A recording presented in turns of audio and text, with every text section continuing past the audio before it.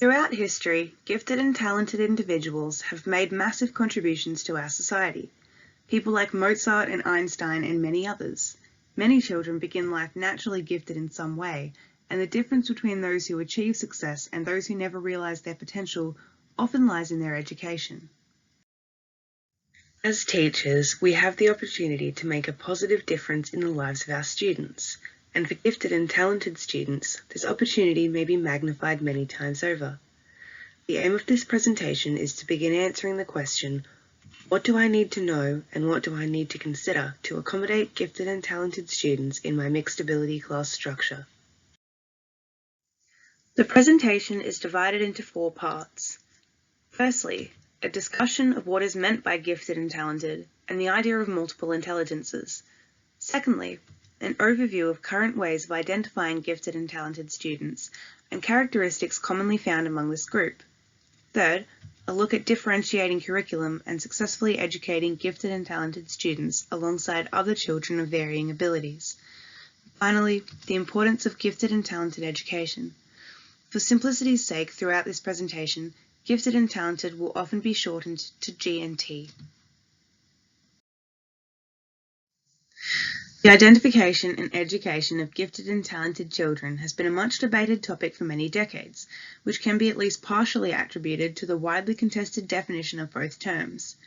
Before we begin looking at definitions by researchers and scholars, please think for a moment about your own definition of gifted and talented. Often, the definition brought to mind is quite a narrow one. Initially, intellectual giftedness was one of the only recognized forms of giftedness. American psychologist Lewis Terman's 1916 definition accounted only for exceptionally high IQ scores.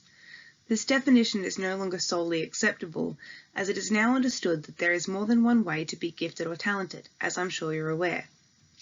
In 1983, developmental psychologist Howard Gardner presented his theory of multiple intelligences, which opposes traditional IQ tests, believing them too narrow in examination. The basis for Gardner's theory is that we all possess linguistic, musical, logical mathematical, spatial, bodily kinesthetic, interpersonal, intrapersonal, and naturalist intelligences, varying in degree from person to person. Where one individual may have higher linguistic and spatial intelligences, another may be higher in logical mathematical intelligence. Think about the students you know. Each one has strengths or intelligences in different areas. The multiple intelligence theory is a good foundation for looking at the idea of gifted and talented, as, although there is no universally agreed upon definition, most sources concur that to be considered either gifted or talented in today's terms, one must show well above average performance or potential in one or more of these areas. Unfortunately, there is no definitive, foolproof method for labeling a person as either gifted or talented. Single-score IQ tests are liable to exclude creatively, emotionally, and socially gifted children, as well as those with a disability. Because of this, assessments must be made in multiple ways, including various specifically designed tests and looking at students' performance and other pieces of classwork. G&T students are also not necessarily the children effortlessly and quietly achieving perfect scores, as is often the stereotype. Many are underachievers, becoming disruptive and disengaged out of boredom. Consequently, many within this category are never identified, and their potential is wasted or lost. As educators, it falls on us to be able to effectively recognise gifted and talented students, regardless of classroom behaviours, which is made difficult by the sheer diversity and individuality of this group. Nevertheless, there are some traits displayed by many gifted and talented students which can be used as a starting point for identifying these students in our own classrooms. Many G&T children possess more advanced mental than physical development, the heightened ability to think quickly and solve problems, a tendency to be more independent than their peers, extreme self-criticism, superior problem-solving skills, anxiety, an unusually strong natural moral compass, a sense of alienation from classmates and age peers, boredom or frustration in class, especially when asked to revise topics they have previously learned, a faster rate of learning, heightened observance, a longer attention span than that of their peers, perfectionism, which can at times be debilitating, the advanced ability to think abstractly and connect ideas, curiosity, and a genuine love of learning, especially when the topic is one of interest to them. Remember, this list is incomplete and may not apply to all G&T children, as each is a unique individual, but it can be a place to start. Another important aspect of G&T identification is parent testimony, as often the parents pick up on behaviours that are either overlooked or not present in a school setting. You must also consider the purpose for which G&T students are being identified, as the identification methods and cut-off points may vary from program to program. Throughout their schooling, students must be regularly re-evaluated to ensure that the learning provisions still suit their needs. Once a child is identified as gifted, provisions can begin to be put in place so they can get the most out of their education. Children who are gifted or talented need extra support in their learning, in the same way a student with a disability does, in order to keep them engaged and allow them to explore and cultivate their true potential. In a regular classroom, it can be difficult to know where to begin making adjustments for students with different needs. The Australian curriculum does highlight the importance of G&T education and allows the flexibility to include it, but there is no specific national G&T education scheme.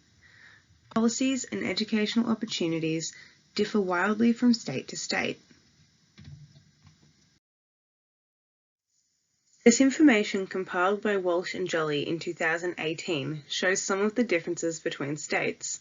For example, in South Australia, some primary schools offer withdrawal programs where higher achieving students are taken out of class for a few hours each week to engage in extra activities as a group. The Australian curriculum allows for flexibility to accommodate different styles and paces of learning, and the ACARA website contains resources and suggestions for putting this flexible structure to practical use.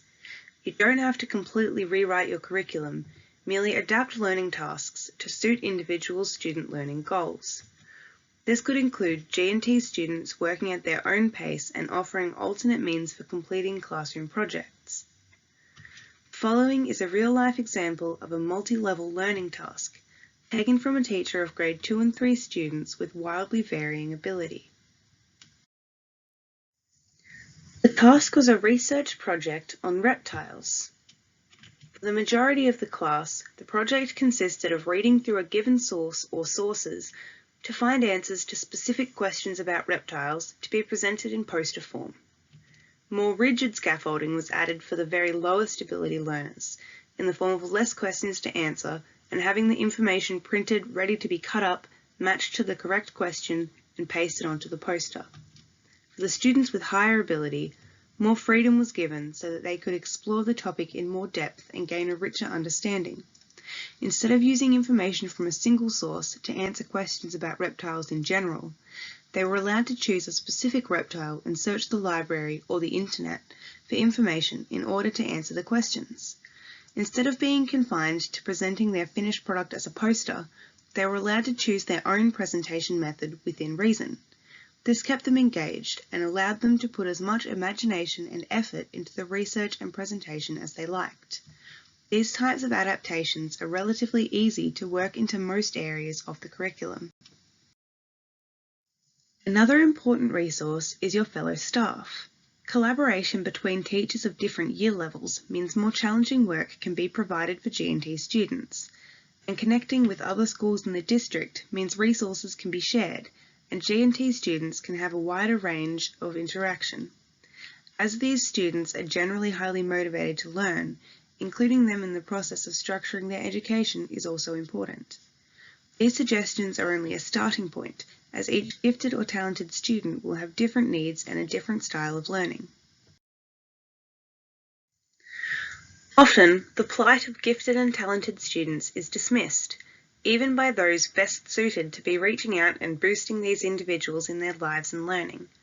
When compared to less abled students who struggle with learning and require extra time and resources, it can be easy to wave away specialised G&T education as unnecessary or even elitist. Perhaps you have had these thoughts yourself, in the past or even during this presentation. The smart kids don't really need the extra help, right? They'll figure it out themselves. The truth is, Without the proper provision of educational resources, G&T students are likely to begin disengaging or acting out due to boredom. When being educated according to their age rather than ability, G&T students will begin the school year already knowing 35 to 50% of the learning material. This means that instead of enjoying school as an opportunity to learn and further their unique abilities, these students are often forced to revise basic concepts they have already grasped. This can lead to the students not only losing interest in their schoolwork, but at times becoming disruptive and exhibiting problematic behaviour in the classroom. Tolan makes the comparison to a wild animal kept in a zoo enclosure. Without proper mental stimulation, these students will begin throwing themselves against the cage, so to speak. Students like this often become the underachievers, the ones who don't do well on tests, who do little classwork, and who potentially drop out of school before completing their education. Intervention and reversal of this underachieving mindset almost always depends on having a teacher or other influential figure who will help the student realize their full potential, equipping them with the tools necessary for turning their giftedness into a life of success and affluence. It's also imperative to take G&T children's social and emotional needs into consideration when making adjustments, as this is another commonly overlooked area. Often, G&T children feel isolated from their peers due to superior intelligence. Osborne uses the example of a 5-year-old child capable of playing chess, grouped with children whose enjoyment comes from building simple block structures. Opportunities such as the previously mentioned withdrawal programs or arrangements with other classes or schools are vital as they facilitate interactions with similarly gifted individuals. This would be especially significant for students who are gifted in ways other than academically, for example, musically gifted children. Social growth and emotional development are vital to well-being.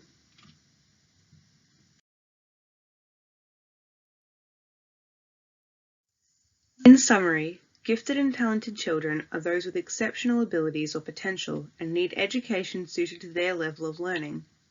When given the proper educational opportunities, gifted and talented students are capable of making significant contributions to our world.